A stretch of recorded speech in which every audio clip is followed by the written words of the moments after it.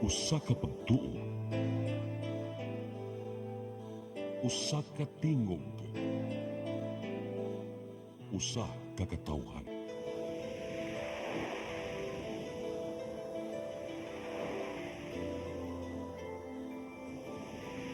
Cebu Catholic Television Network.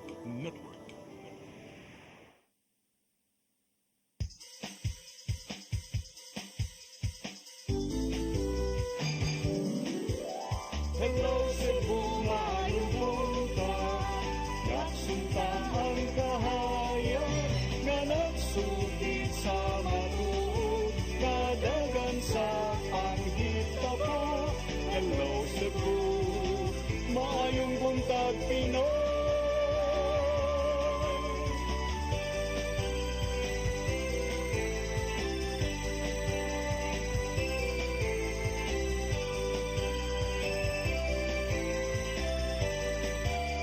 Ang katutulungan sa mga katawhan.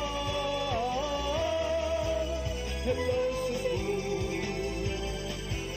hello Cebu, maayong buntag Pinoy, maayong buntag Pinoy, maayong buntag Pinoy. Hello Cebu, maayong buntag Pinoy, adlaw karon nga Martes, pizza 24 sa buwan sa Disyembre 2024. Usa na lang gyud ka tulog or ang uban di na matulog, inigsugat, Pasko na. Sa nga sa kong partner nga si Attorney John Destacamento, ako yung alagad sa kahanginan Malu Inocando Tabar. Uban ikuang tud sa alas 9 karong buntaga sa itong programang Hello Cebu, maayong buntag Pinoy. Sama sa naandan, atong gipaabot karon ang atong latest weather update apan samtang nagpaabot kita or atong ipadangat karon dayon ang ato ang latest weather update. Ikis pag-asa magtan Sir Mark Gales, maayong buntag ug Merry Christmas. May buntag ang malog sa mga sukintig paminaw ng latest update bahin sa kahinos sa panahon karong adlaw. Ang ato ang ginabantayan na si kanhing bagyong Romina nagpalayo na sugod sa ato ang nasod. Ang nasa 3 AM kaniya sentro na ani mo ta karon 250 kilometers west-northwest sa may kalayaan Palawan. And gayro kini karon pa amin ang kasagpan paduol dito sa nasod sa Vietnam. Sa lain bahin ng shear line, padayon nag-apekto sa mga Southern Luzon o sa mga Eastern Visayas. Samtang ang northeast monsoon o amihan maoy nagapasulabi sa nabiling bahin sa Luzon. And para karong adlaw diri sa Central Visayas, makasinati tani sa mga noron nga tunas sa matug-ong mga kalangitan nga ay mga higayon gyapon sa mga lumalabay o mga patak-patak mga pag-uwan, pagbanugdog kilat, gumikan na lamang ani mga localized thunderstorms.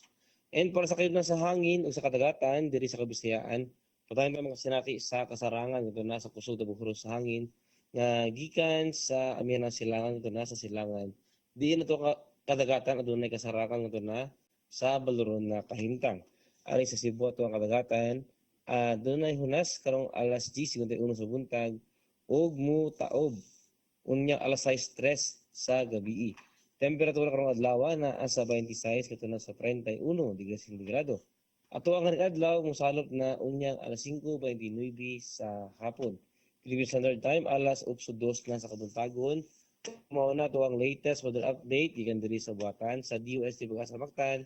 Kini si Mark Gales, maayong buntag ug daghang salamat. Daghang salamat Sir Mark Gales, maayong buntag niyo tanan dinas Pag-asa Mactan. Karon arita sa ato ang front pages sa mga pamantalaang lokal ug nasyonal atong sugdan sa Sunstar Daily. Sa Sunstar Daily, Cebu City Hall faces budget uncertainty. Sa Super Balita sa Sunstar, misukol sa pulis, duha patay. Sa The Freeman, city regulates fireworks use not allowed in households. Sa Banat News, sa The Freeman, magsuon nakigpinusilay sa pulis, patay, gialarma nga mga armado. Sa Philippine Daily Inquirer, Army wants mid-range missiles for Philippines defense. Sa Philippine Star, Philippine Army to acquire U.S. Typhoon missile system. Sa Manila Bulletin, Marcos and economic team reviewing 2025 budget. Restoration of funding for critical sectors sought. ug sa tempo, son kills mom. Mao gatong front pages sa mga pamantalaang lokal ug nasyonal. Sa among pagbalik, amo ipadangat kaninyo mga balita nga nahipos itong kaubanan sa CCTN News and Public Affairs team. Please stand by. Hello Cebu, maayong buntag Pinoy, maayong buntag Pinoy, maayong buntag Pinoy. Discover the beauty of the Philippines.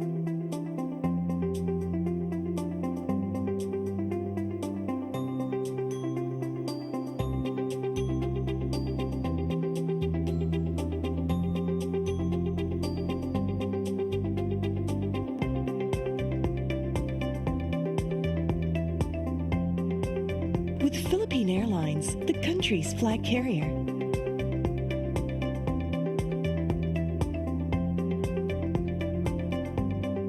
The airline that lets you feel the warmth of the nation.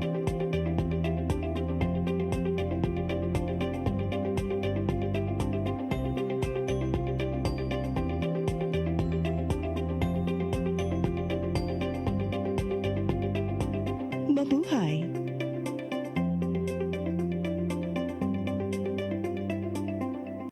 Today a child is born on earth. Today a child is born on earth. Today the glory of God shines everywhere for all of the world.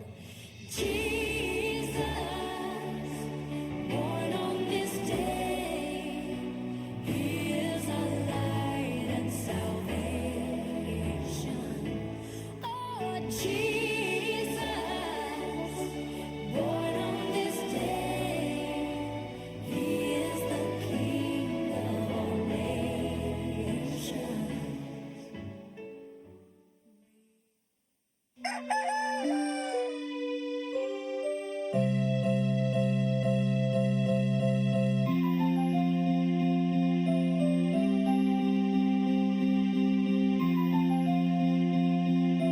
Ma, wala na yung data, ma. Palod, ma. Sorry ma'am, na-late ko. Nangita pa mong gusto para internet sa kong anak ma'am. Ay, wala na yung problema. Pagsini-Cebu. Sinisibo, sinisibo, For your internet connection, and for the signal of your cable TV. so fast and straight that transmission to your home. Sine-Cebu. Sinisibo, sinisibo, Offers you to have fiber optics. for your viewing experience, perfect and clear so far. So great and affordable for you to enjoy. Sinisibu Television Network Incorporated offers fiber to the home broadband internet bundled with fiber to the home cable TV connection. Sinisibu Television Network Incorporated with its operation in Metro Cebu and the whole province of Cebu soon. And affordable for you to enjoy. Sine-Cebu.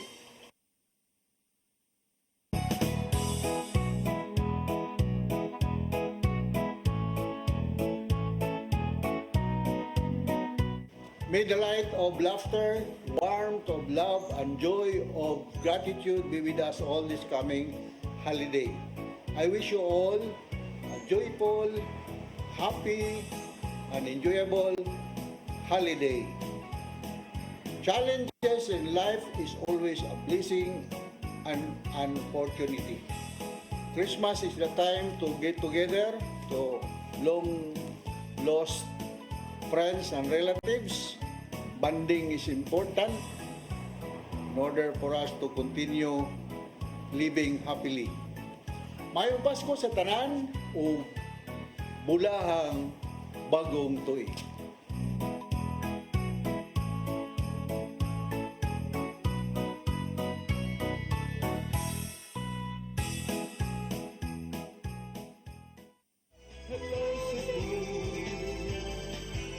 Hello Cebu, Maayong buntag Pinoy, maayong buntag Pinoy, maayong buntag Pinoy. Balik sa Hello Cebu, may buntag Pinoy ug karon sa atong mga balita. Nagunas to mga balita karong buntaga, mga mobiyahe paingon sa mga kalungsuran sa Sugbo ni dagsa na sa Cebu South Bus Terminal. Ipasalig ang Land Transportation, Franchising and Regulatory Board nga paigo pa ang gidaghanon sa mga nanglarga nga bus. Ang kasayuran ihatod ni Gia Navarro.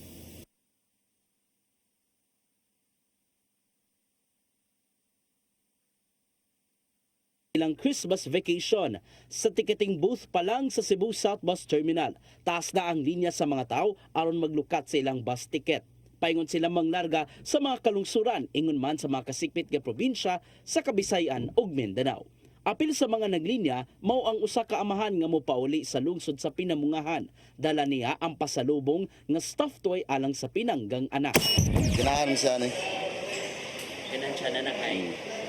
Para yung gikus-gakuson ba? Samtang famous laning security guard ang tulo ka adlaw niyang Christmas vacation sa lungsod sa Malabuyok. Famous la niya ang Noche Buena uban ang iyahang pamilya. Mausarang pamilya ba? Wara, sa lora ginagmay. O ka mga protas dito na mahikay gamay dito siguro. Hinuon nimong hapsay ang palibot sa terminal hangtod na sa pagsakay sa mga biyahero sa ilahang bus. Hugot ka seguridad ang gipatuman tungod sa presensya sa kapulisan, sukad gipatuman ang heightened alert status. Adunay sila gibutang nga police assistance desk aron moatiman sa mga reklamo gikan sa managlaing pasahero. Naka-standby na usab ang medical team sa bus terminal. Wabot sa 580 ka mga buses ang manglarga paingon sa tagsa-tagsa ka mga lungsod sa probinsya sa Sugbo.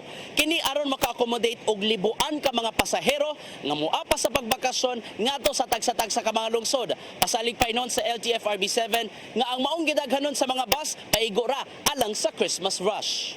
Maunay atong permanente nga ginabuhat basta dunay mga special occasion. So pero ang nakalahian ning sa Christmas dili pareho sa uban ng mga holidays nga daghan kaayo yung pasahero.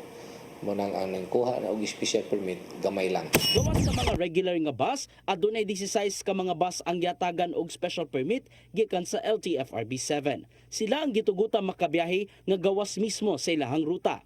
Kanunayon hinuon ang ilang random inspection aron masiguro ang luwas nga pagbiyahe sa mga bus paingon sa ilang padulngan. May painumdom ang ahensya sa mga bus operators nga kinahanglan magkuha og mga pasahero sulod lang sa terminal. Ayaw mo logos kay basig maperwisyo mo pag-abot sa unahan, maparahan og enforcers pakanaugon ra ba ng nobra. O pakanaugon ng nobra, siyempre penaltihan ang bus company. Pero kamo nga nakakanaog maperwisyo. Navarro, CCTN News. Subay sa maong balita, Mactan Cebu International Airport naka-heightened alert status na usab alang sa pagdasok sa mga pasahero karong Pasko ug bag-ong tuig. Matud sa General Manager nga karong panahona, mao'y gilauman nga pinakadaghang pasahero, mapa-domestic man o international. Ang kasayuran ihatod ni Crystal Joy Felerca. Naka-heightened alert status na ang Mactan Cebu International Airport tungod sa gilaumang pagdasok sa mga pasahero karong duha na lang kaadlaw sa dili pa ang Pasko ug nagsingabot nga bag-ong tuig. Matud ni General Manager Julius Neri sa MCIA nga ang Christmas season mo'y pinakadaghan og pasahero tungod kay taas ang oras sa bakasyon ug ang uban maghuwat pa sa sinulog. Christmas, you get an uptick in both domestic and international plus the school holiday nga taas po. Now some come home closer to Christmas and they will stretch until sinulog. Ang heightened alert status sa MCIA mula na't hangtod sa Enero 3, tuig 2025. Sigun pa ni General Manager Neri nga anda mang airport sa pagdasok sa mga pasahero. Sama sa naandan, aduna gihapoy mga help desk assistants nga gibutang sa Terminals 1 ug 2 aron nga matabangan ang kadtong mga first-time travelers. Ana usab ang nagkadayang ehensya alang sa hugot nga seguridad ug ang medical team para sa pagtubag sa mga emerhensiya. Sa pagkakaron, hapsay ra ang MCIA ug wala ra sila'y nasinati nga mga kakulian. Buyag lang, so far we haven't had any major problems. So we're confident that whatever comes, we will be able to handle properly. And and we can give our passengers the best service possible. Sagad nga modasok ang mga pasahero ana-ana sa alas 10 sa gabi hangtod sa alas 2 sa kadlawon tungod kay barato ra ang mga flight sa maong orasa. Sa datos sa MCIA, niabot na sa 10.8 million niadtong Disyembre 20 ang ilang mga pasahero. Gipangantawan ni General Manager Neri nga moabot og 11.5 million ang mga pasahero igo nga mahuman ang tuig 2024 nga 20 to 30% nga pagtaas sa nilabay nga tuig. Samtang sa tuig 2025, gitinguha sa MCIA nga moabot na og 12 milyones ang mga pasahero susama niadtong tuig 2019.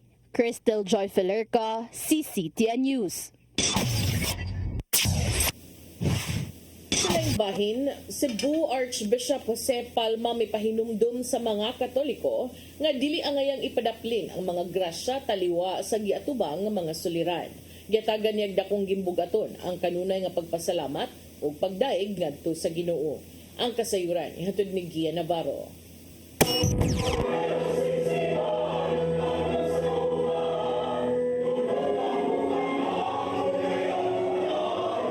Ipanguluhan ni Cebu Archbishop Jose Palma ang Misa de Gallo niatong Sabado sa kadlawon sa CCTN Holy Family Oratory. Gidagsaynon kini sa mga Katoliko, taliwasan na sinating mabugnaong panahon. Sentro sa iyang wali mao ang padayong pagpasalamat o pagdaig ngadto sa Ginoo. Taliwa kini sa managlay mga suliran nga giatubang sa katilingban. Mas maayo matud pa ang pagbinayloay sa mga pagdaig inay ang mga pulong nga makaguba sa komunidad.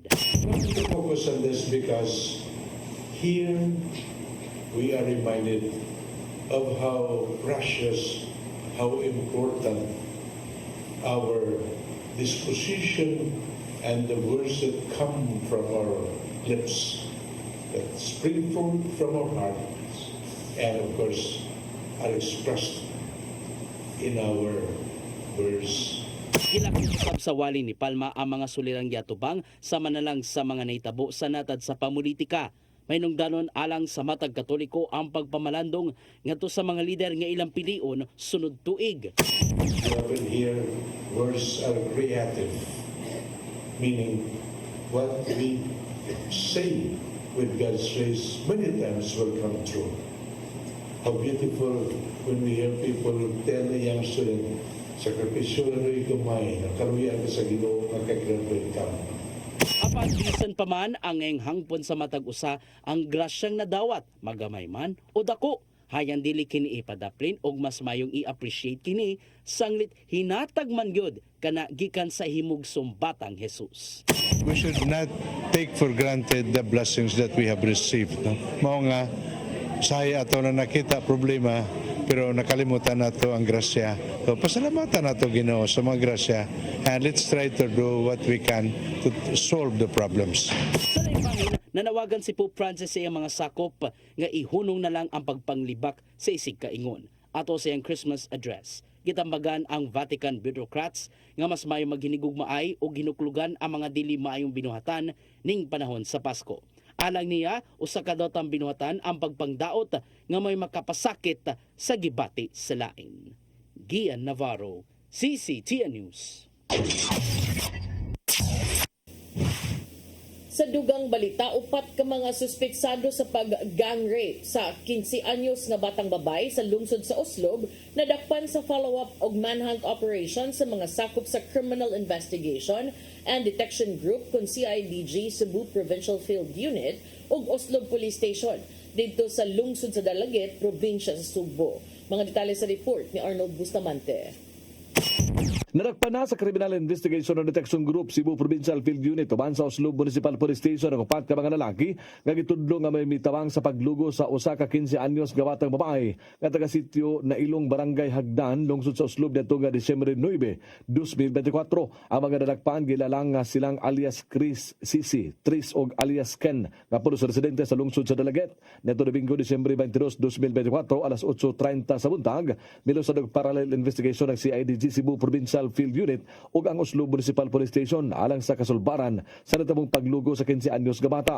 Ilang ipangkuha ang mga CCTV camera sa tibok lungsod sa Oslo pinagi sa pag-backtrack o pag-forward track sa mga video niini ug ipang-interview usab nila ang mga saksi sa susamang adlaw nga may resulta sa pag-ila sa mga persons of interest. Ang upat ka mga personalidad pulos mulupyo sa lungsod sa Dalaget ug mibisita lang sa lungsod sa Oslo niadtong Disyembre 9, 2024 aron mamiesta human nila makuha ang tanang impormasyon gikan sa mga saksi lakip na sa CCTV footage. Gihimo dayon naman ang operasyon alas 10 kagabi ug ilan naragpan ang upat dito sa barangay Kasay lungsod sa Dalaget. Mato ni Police Captain John Ace LC Layog ang Public Information Officer sa Cebu Police Provincial Office nga sa upat ka mga suspitsado duha nini managsuon nga nagpangidaro og 18 nga tunan sa 20 anyos. Wala na mohatag pagdugang detalye si Layog kung nag-inom ba ang mga suspitsado sa wala pa nila himua ang krimen. Apan ang gibutyag nga nakita sila sa poblasyon sa lungsod ug gidala ang biktima sa usa ka balay sa Purok Kawayan, barangay Poblasyon ug didto gipahimuslan. Sa pagkakaroon nagpadayon pa ang ilang nga imbestigasyon kung doon na may laing kauban ang upat ka mga suspitsado. Sanglit sa unang migawas nga impormasyon, kapin sa napulo ka mga tao ang mitabang sa paglugo sa biktima. Although we are still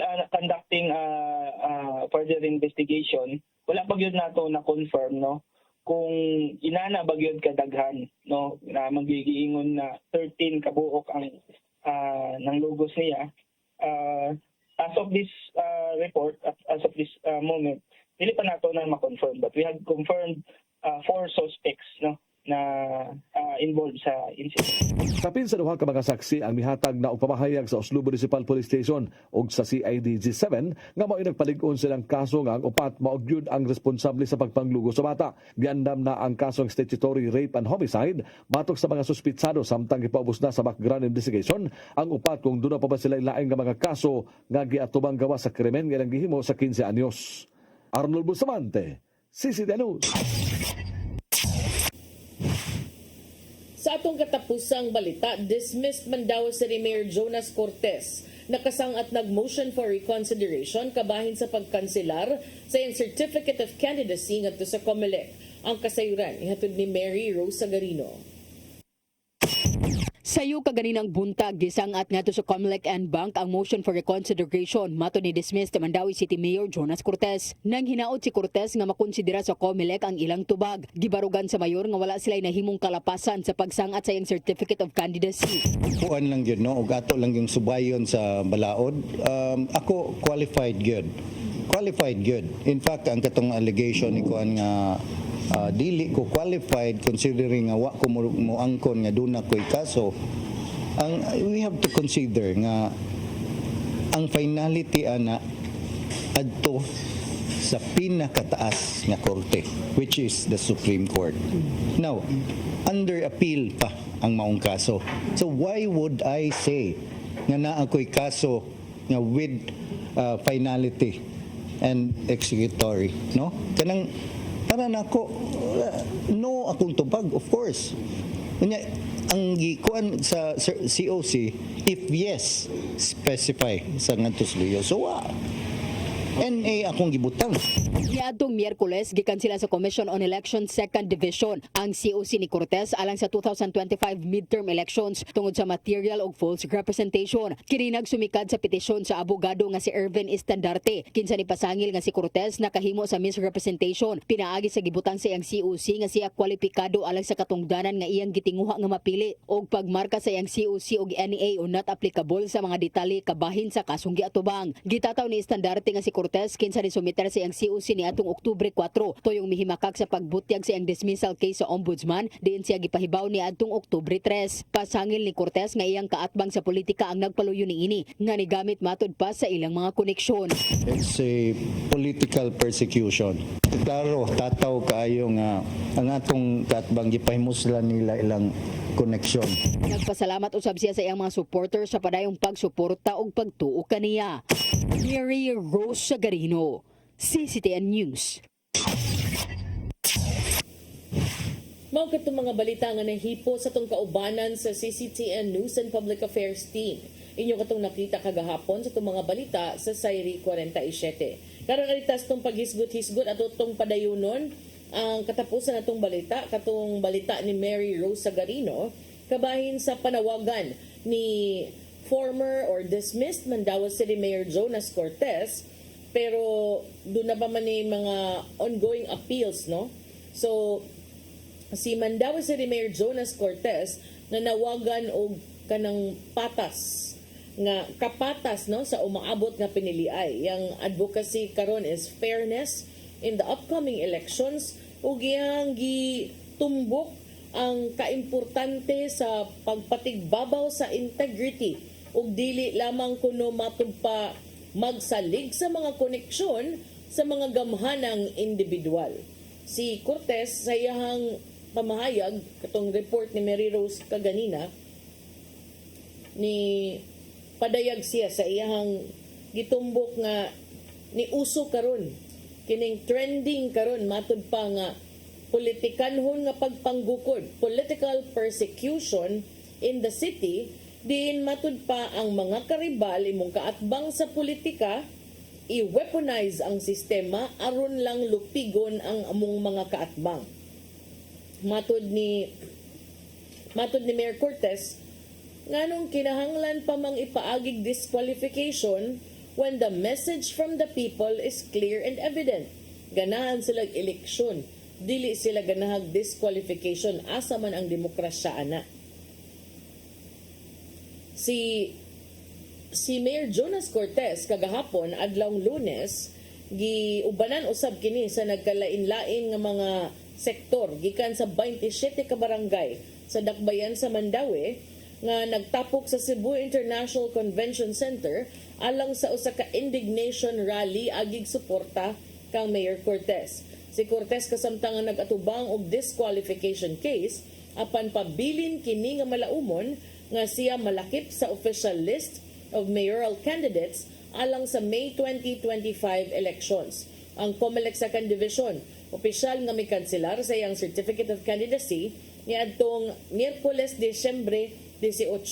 Kining maong kaso giduso sa abogado nga si Irvin Estandarte kinsa may pasangil ni Cortez for serious misrepresentation.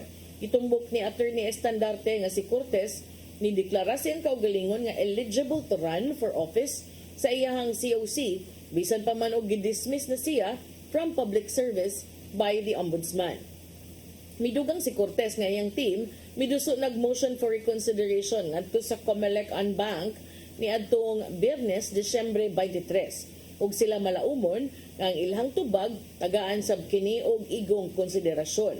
Siya miduga nga niduso na sila MR ug gidawat kini sa COMELEC ug sa ilahang MR lakip ang ilahang tubag, ilahang gipakita that they submitted their answer within the deadline of the COMELEC summons. Iyahang padapli na mga aligasyon batok kaniya kay matud pa wa kani basihan ug iyang gi-question kung nganong ang mga nisang at nini gusto gyud ug naningkamot gyud nga ma-disqualify siya nga ang finality sa iyang kaso gipaubos pa man kini under appeal. Matud ni Cortez, katawanan ang ilahang mga aligasyon. Klaro ang iyang tubag. Dili ba ko kwalipikado? I never admitted to having a case that is final and executory. The case is still under appeal. Where is the finality that they are claiming? May padayag sad si Cortez ang kasagmuyo sa iyang gitumbok nga klaro kaayo nga lakang aron lang hikawan ang mga tao sa dakbayan sa Mandaue sa ilang katungod sa pagpili sa ilahang mga lider. Iyang giauhag ang iyang mga kaatbang sa politika nga dawaton ang demokratikanhon nga proseso imbis nga magsalig sa ilang mga koneksyon o mga technicality aron lamang lupigon ang mga kaatbang.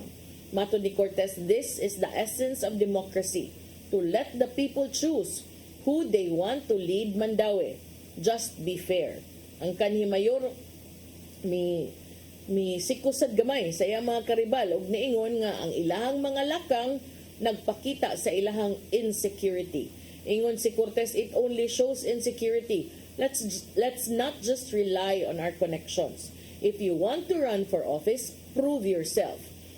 Si Cortez mitumbok usab nga ang iyahang pakigbisog karon dili lamang kabahin siyang kandidatura kundili alang usab sa pagpatigbabaw sa demokratikanhong katungod sa katawhan sa Mandaue. Yang giauhag ang mga botante nga tutukan ang liderato ug serbisyo imbes nga kining political affiliations. Karon nga ang iyang apelasyon anaa na sa kamot sa COMELEC, matud ni Cortez nga siya is looking forward sa patas usab nga resolusyon nga makatugot sa katawhan sa Mandawi sa pagdesisyon sa ilahang kaugmaon. Samtang ang protest action kagahapon was also organized in response to the COMELEC Second Division's decision to cancel the COC of Cortez.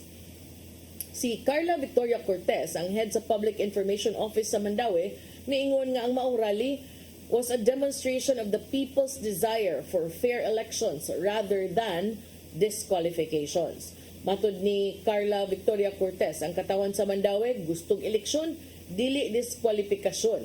Kini mo ilang tingog, ilahang misyon ug ang ilahang tubong. Sila matud pa nagkahiusa sa pagpadayag sa ilang indignation kabahin ining maong issue. Giklaro ni Cortez nga ang maong initiative for the rally wa nagikan sa ilang politikanong grupo but was a grassroots effort led by the communities themselves. Ang maong kalihukan nakakuwag suporta gikan sa nagkalain-laing sektor, lakip na ang senior citizens, youth, transport workers, persons with disabilities, members of the LGBTQ+ community ug mga homeowners gikan sa 27 ka barangay sa dakbayan sa Mandawi. So, ambot og kinsang Christmas wish ang matuman karon. Election versus disqualification. Ato ng kuanon, ato ng tutukan sa umaabot nga mga buwan, feeling nako mag-ceasefire sa ni kay Pasko pa man. Balik na pod ni ka Enero na pod inig-resume sad sa mga trabaho, pero karon for sure ang mga politiko, whether or not na nag-ung-ung or nag-apilar, padayon ni ang pagtuyok-tuyok, pagsuroy-suroy sa nagkalain-laing mga Christmas parties, sa nagkalain-laing mga barangay ug mga organisasyon kay eleksyon na sunod tuig. O niya, mo break sa ta ug sa atong pagbalik dugang paghisgot-hisgot. Please stand by. Hello Cebu, maayong buntag Pinoy, maayong buntag Pinoy, maayong buntag Pinoy. Discover the beauty of the Philippines.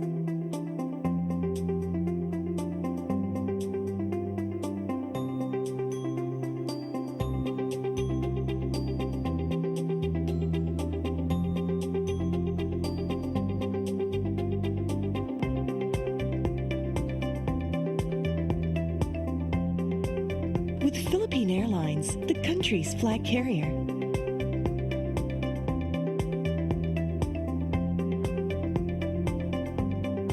The airline that lets you feel the warmth of the nation.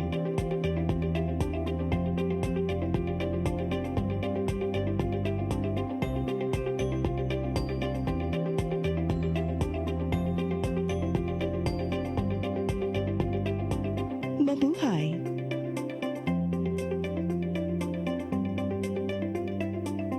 Today a child is born on earth. Today a child is born on earth. Today the glory of God shines everywhere for all of the world.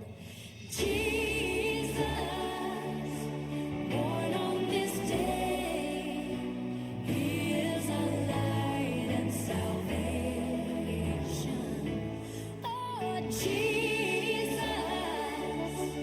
born on this day, He is the King of all nations.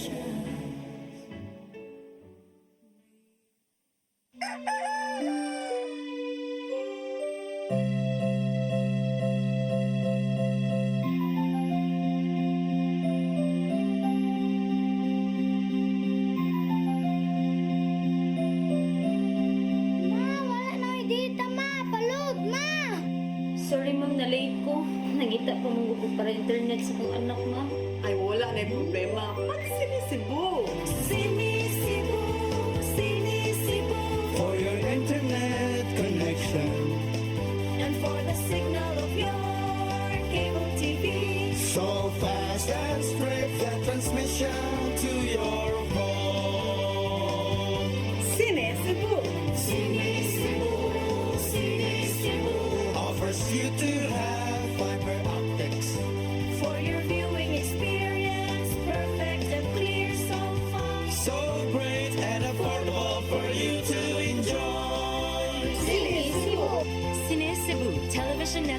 Incorporated offers fiber to the home broadband internet bundled with fiber to the home cable TV connection. Cines Cebu Television Network Incorporated with its operation in Metro Cebu and the whole province of Cebu soon. And affordable for you to enjoy. Cine Cebu. Your path to a new start. Nutrition, Exercise and elimination. water, Sunlight. temperance, Air. rest and recreation. And most of all, Trust in God. Learn from our doctors. Be blessed by the testimonies of our overcomers. Ang inyong programa, Alam sa may sakit, walay sakit, ug dili ganahan magkasakit. Ozone Med Wellness Clinic New Start. Napapanood every Saturday 8 to 9 a.m. Og ang replay airing matag Miyerkules 1:00 hangtod 2:00 sa hapon. Dinhi lang sa CCTN Channel 47. New Start, Ozone Med Health and Wellness Talk.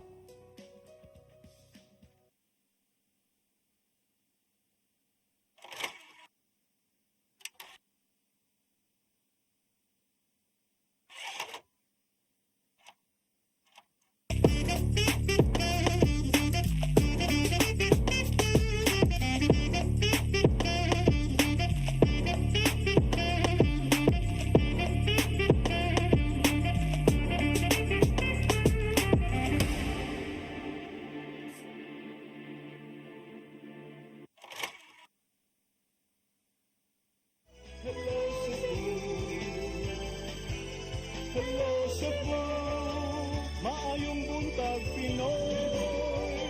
Maayong buntag Pinoy. Maayong buntag Pinoy.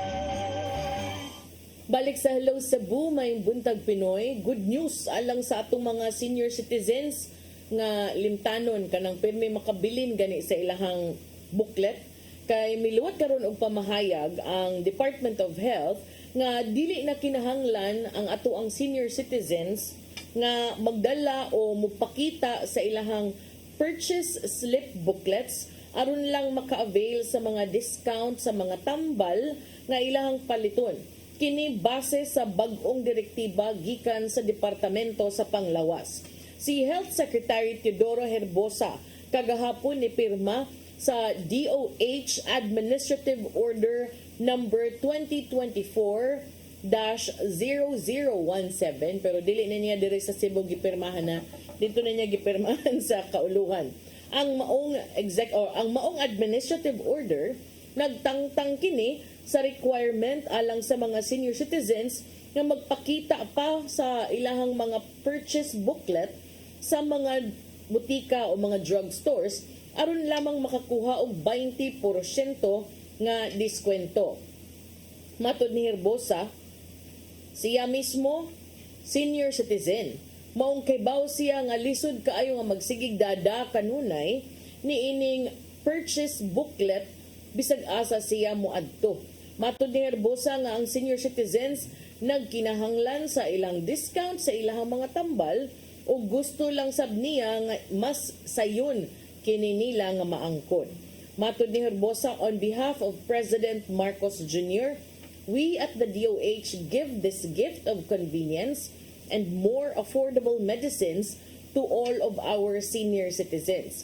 Ang desisyon sa Department of Health nga usbo ng ilahang mga balaod o pamalakad kabahin niini was to make it consistent with Republic Act number 9994 or the expanded Senior Citizens Act of 2010 nga di na kinahanglan nga mopakita o i-require ang senior citizens nga mo presentar og purchase booklet aron lamang kini maka-avail sa 20% nga diskwento sa mga tambal on top of the exemption from the 12% value added tax or VAT sa mga produkto nga ilahang pangpaliton.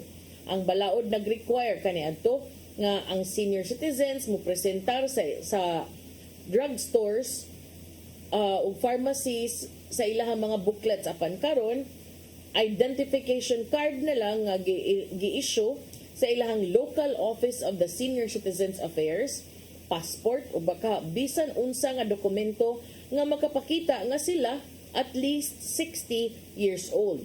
Samtang gikinahanglan ang kining doctor's prescription aron mupalit og mga prescription medicines. Ang Food and Drug Administration nitumbok nga kini dili required kung mupalit og over-the-counter drugs lakip na ang vitamins o food supplements. Matud ni Herbosa sa iyang Administrative Order 2024-0017, ang departamento ni ila nga ang pag-require sa senior citizens nga mo presentar pa sa ilahang purchase booklets sa matag transaksyon aron lamang maka-avail sa 20% nga diskwento sa pagpamalit og mga tambal, muresulta kini sa kahasol ug kalisod on the part of the senior citizens, saying it results in undue burden and difficulties. The revised policy will benefit more than 9.2 million Filipino senior citizens sa nasud. Base kini sa latest nga 2020 census by the Philippine Statistics Authority, apan sure ko nga mas daghan na ni karon.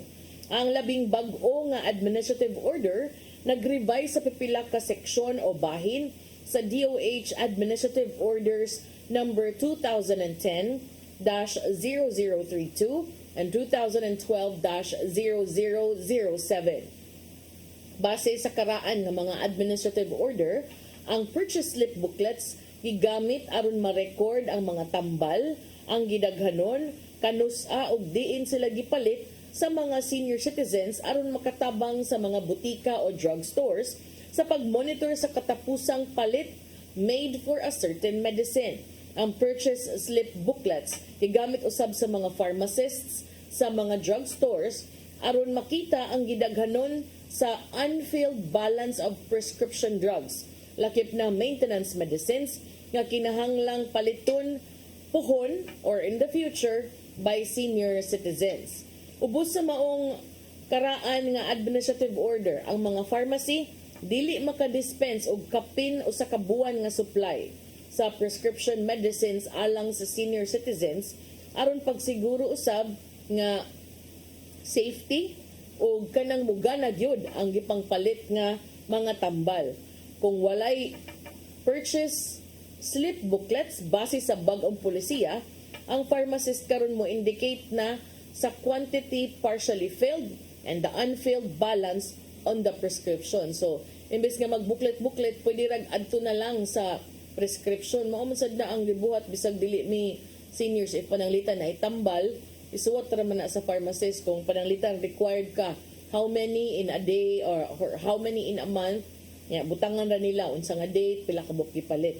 So karon no need na nga magdadapag booklet.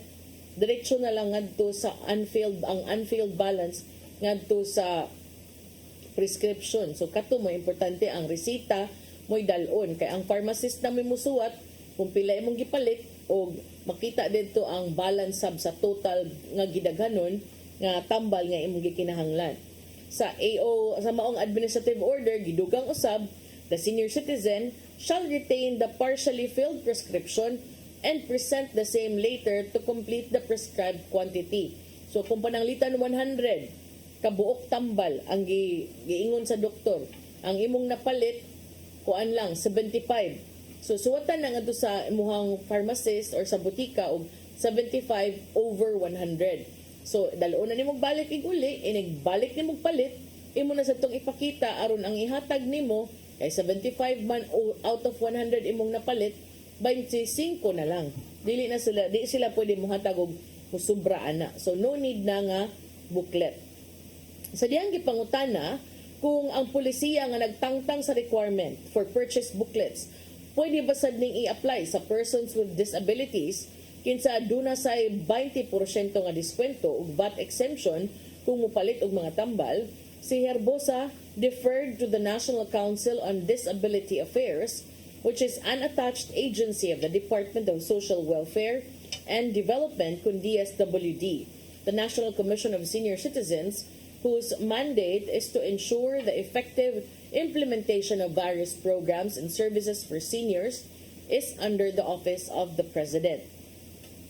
Niadtong Enero ning tuiga, si ACT-CIS Representative Erwin Tulfo misugyot nga ang mga senior citizens purchase booklet requirement when claiming discounts and establishments tangtango na. A proposal similar to this gihimo sad sa sayong bahin ni Marikina Representative Stella Kimbo.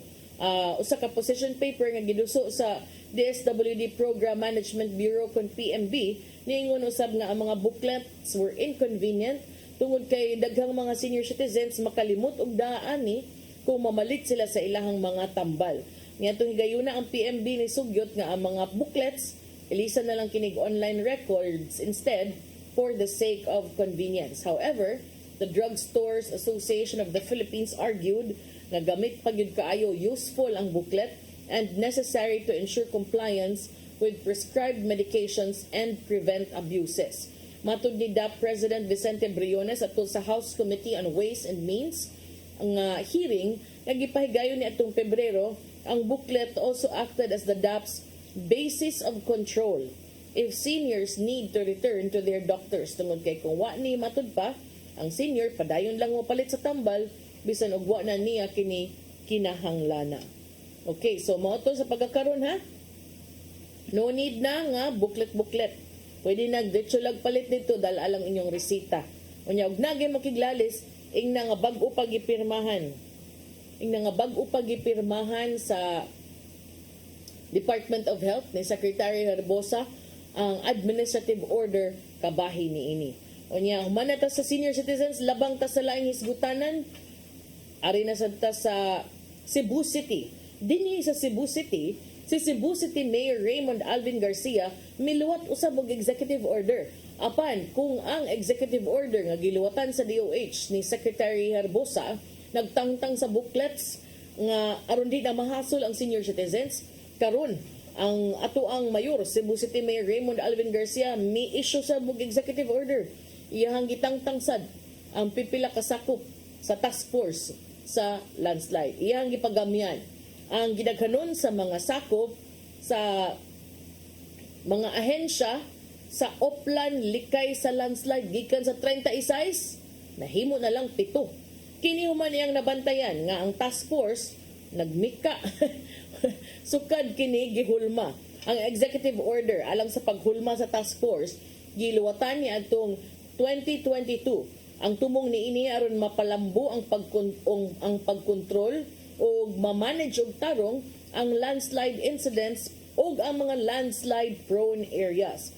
Lakip sa responsibilidad sa maong task force mao ang pag-oversee sa pagpatuman o mga balaod kabahin niini. So lakip niini implementation, enforcement of all relevant laws, mga ordinansa, rules and regulations, lakip na ang pag-manage sa pag-mitigate ug sa rehabilitation efforts for landslide incidents. Ang task force initially gilangkuban kini sa 36 ka mga departamento. Departamento ha. Apan kagahapon si Mayor Raymond Alvin Garcia mianunsyo nga duna siya gipirmahang bag-o nga executive order ug kini nag-amendar sa original nga order aron pakunhuron o minusan ang gidaghanon sa mga departamento nga apil sa maong task force. Gikan sa 36 nahimo na lang kini nga 7. Ang revised executive order nagtataw nga ang paglakip sa pipila ka mga ahensya sa kasamtangang komposisyon sa task force nakamugna kinig mga challenges sa ilahang operations. Gitumbok usab nga samtang kining maong mga ahensya bililhon o valuable for the management of Cebu City ang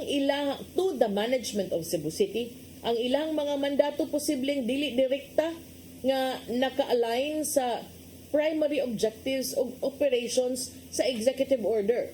Matud ni Mayor Raymond Alvin Garcia, unsaon man pagkorum sa 30 ka buok. So I trimmed down the number of members of the special task force. Sa maong kausaban sa pag-amendar sa karaan nga executive order, matud ni Mayor Raymond Alvin Garcia nga ang maong task force karon tawgon na kini og Special Action Force ug kini pagalangkuban sa City Disaster Risk Reduction and Management Office kun CDRRMO, City Planning and Development Office kun CPDO, sa Cebu City Mining and Regulatory Board, Department of Engineering and Public Works, Office of the Building Official. Division for the Welfare of the Urban Poor, and the City Environment and Natural Resources Office. Matud ni Mayor Raymond Alvin Garcia, I honestly think that they never even met once because 31 sila kabuok. How can you meet with all of them? Sa diyang gipangutana siya kabahin sa komposisyon sa maong task force.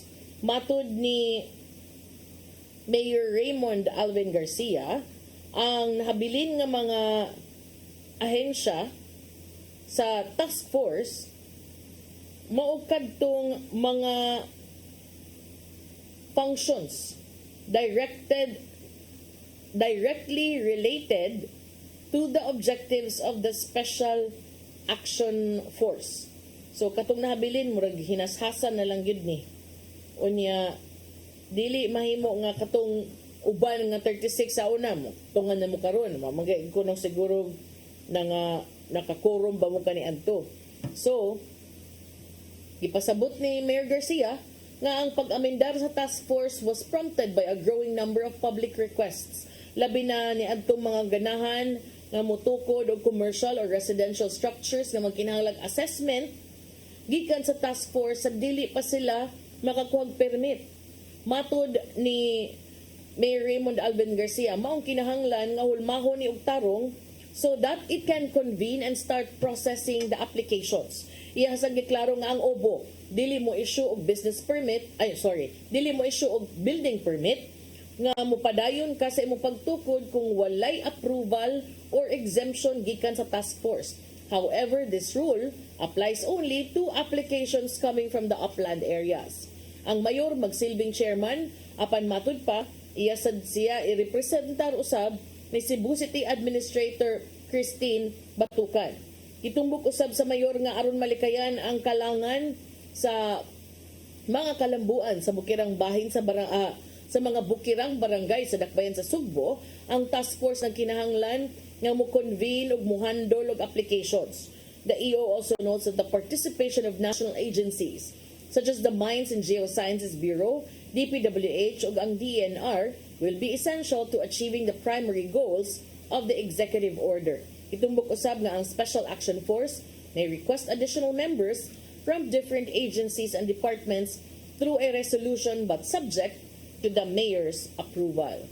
So at least gi-streamline ni Mayor Raymond Alvin Garcia ang mga proseso diha kay tiaw musud ng 36 ka buok niya kahuman di mo mag-abot.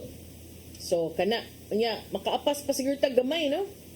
Aritas dugang hisgutanan alang sa mga libakira karong Pasko. Na ay mensahe si Pope Francis alang ninyo. Si Pope Francis mipadangat og duha ka Christmas message dito sa Vatican ni atong Sabado. Special mention ang mga libakira. Uy, mga marites, kanang mga sigig kuan, apil mo. So, ang warning ni Pope Francis batok sa mga daotang epekto sa mga sigig pagpanglibak samtang ihasang gisaulog ang kaimportante sa humble service kanang mapaubsanon nga pagpangalagad og family life.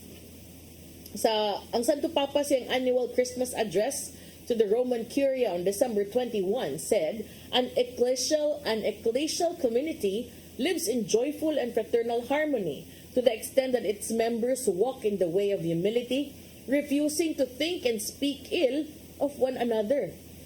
Ang Santo Papa ni warning ug ni pahimangno nga ang pagpanglibak makadaot sa mga social bonds, makahilo sa mga kasing-kasing ug wa kini padulngan, as he addressed cardinals and senior Vatican officials. Iyang giawhag sab sila to practice self-accusation rather than accusation of others, drawing on the teachings of early Christian spiritual masters. Murag lisod sad ning kuan ni Santo Papa da liman ka imbis nga kanang naandan sa mga marites nga si kuan manggud di kuan ingon ang Santo Papa magpractice ta nga atong sala, di ba? Kay aron di ta makadaot sa ubang mga tao. The Vatican announced late Saturday that due to the inclement weather and cold symptoms that manifested in the recent days, Pope Francis will lead the Sunday Angelus prayer from the chapel of Casa Santa Marta rather than the usual Apostolic Palace window, also in view of next week's commitments. In a separate address to Vatican employees and their families, ang Santo Papa gikumpara usab ang Vatican City to a large beehive bustling with activity in its streets, courtyards, corridors, and offices. Yang gipasalamatan katong mga nanarbaho ug wa nakatambong sa gathering apan iyang gipasalamatan katong mga nanarbaho ug naglisod og attend sa gathering but made it possible. Gitumbok usab sa Santo Papa ang theological virtue of humility, pagpaubos, and connected it to the mystery of the Incarnation and particularly the Lord's birth. Iyan giawag ang mga trabahante sa Vatican to see their daily tasks as participating in the hidden Nazareths of your particular tasks that help bring humanity to Christ. Sa iyang pagpakiginabi sa mga empleyado ug mga pamilya niini nga nagtapok dito sa Paul VI Hall, ang Santo Papa may padayag sa kaimportante sa family life ug urging attention to grandparents. Ningon siya, do you visit your grandparents? Are your grandparents living in the family? Or do they live in a retirement home without anyone visiting them? Yang giawag ang mga pamilya nga mag-ampo, dungan nga mag-ampo ato sa Christmas season, particularly before the nativity scene. Without prayer, one does not go forward, not even in the family. Matod ni Pope Francis, teach your children to pray. Yang gi-describe ang Roman Curia as a workshop where various roles contribute to spreading God's blessings throughout the world. And he emphasized that humble service reflects the way of God himself, who in Jesus condescends to share in our human condition. So moto, klaro ang hangyo sa Santo Papa karong Pasko ha, ay sigpanglibak, pag-ampo, kuyog sa pamilya, tudloi ang mga bata sa pag-ampo. Og kung mga lagad manggaita, ang atong pagpangalagad puno ni sa pagka maubsanon. Wala mo ko kabantay nga naingon si Pope Francis nga kung mga lagad ta, hilas-hilason. Waoy, naingon si Pope Francis nga ang atong pangalagad should be humility in service. Magpaubos sa pagpangalagad, dili kay maghari-hari. Kay wa man tay ka ng nangataw diri nga ang Ginoo gani, di ba? Sa iyang siya na gyud ang klarong hari, nagpaubos man gani. So again, karong Pasko, mag-ampo as a family, tudluan ang mga bata sa pag-ampo, dili mang libat, unya mga lagad nga magpabilin nga mapaubsanon or humility, humble in service.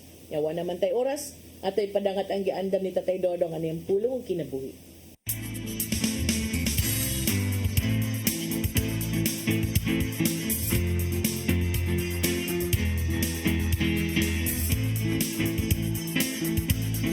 Ang pulong mo, ang diwag sa dalan ko. Sa mga pagtulunan, nagipahambit ni Jesus siya mga sumusunod, iya kayo gipakita ang hugot niyang baruganan batok sa sala. Gani iya kita gitudluan nga kasilagan ang sala apan higugmaon ang nakasala. Kaya sa Santiago 2:13 nagingon, kay ang kaluoy pupatigbabaw kayo kay sa pagsilot. Apan bisan pa nining malumo ug may hugmaon niyang kinaiya, siya dili gayon mo-tolerate sa sala. Bisan kinsa ang iyang ikasulti, ang mga tigpakaron ingnon man o ang mga matarong usara gayon ang iyang mensahe. Paghinulsol o ayaw na pagpakasala. Kini mo ang gusto niyang buhaton sa iyang katawan.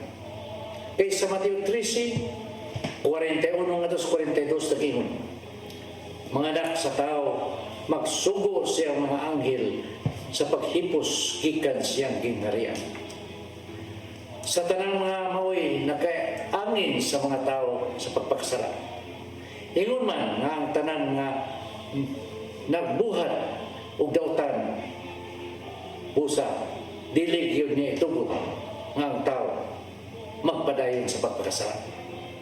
Si bisan kinsa nga wa si Jesus siyang kinabuhi, paglaglag kayo sa kalahayo sa impyerno.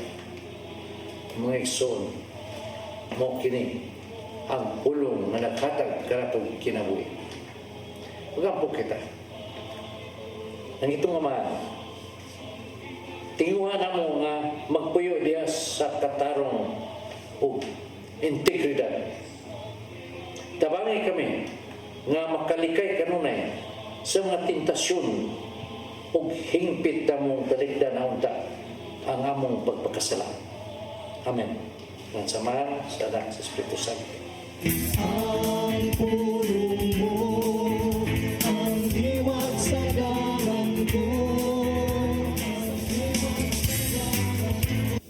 Pulong kinabuhi ni Tatay Dodong Limchua mo'y nagtapos sa atong tulumanon. Dagang salamat sa Philippine Airlines. Thank you very much, Archbishop Jose Palma. Nanay Dayanan, Tatay Dodong Limchua, thank you. Sir Dennis Tabar, dagang salamat. At mga kaubanan sa TOC, Sir Robert, Miss Inday, Sir Matmat, Miss Mabel, Miss Joanne. Sa newsroom, Sir Michael, Sir Del, Sir Raymond, Sir Bruce. O diri sa studio, si Ferdy. Salamat sa inyong pagpakig-uban sa ngan sa kong partner nga si Attorney John Destacamento. Ako yung ilagad sa kahanginan Malu Inocando Tabar. Ayaw na mong katog, kay inigkatong ang gabi karon Pasko na. Merry Christmas sa ato ang mga viewers ug sa tanang sakop sa Oasis of Love community ug sa tanan usab nga naglangkob sa CCTN family. Labi na gyud nilang Nanay Dayan ug Tatay Dodong Limchua. Salamat sa iyong papakiguban. Ako si Malu Inocando Tabar. Merry Christmas and God bless us all.